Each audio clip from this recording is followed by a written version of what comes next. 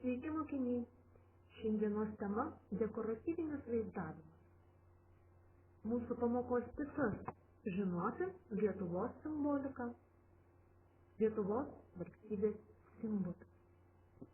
Šiandienos jūsų užduotis – sukurti darbelį Lietuvos simboliką.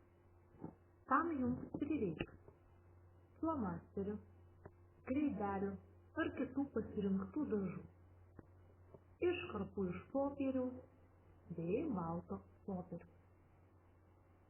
Kad pradėtumėm darbelį, prisiminkime, kokie yra Lietuvos valstybės simboliai.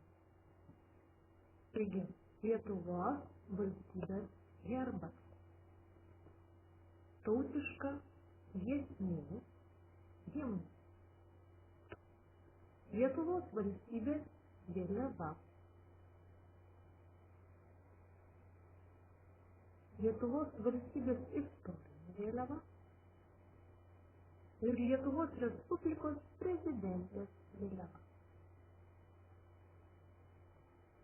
O dabar pasitelkę fantaziją, sukurkite Lietuvos valstybės simbolius.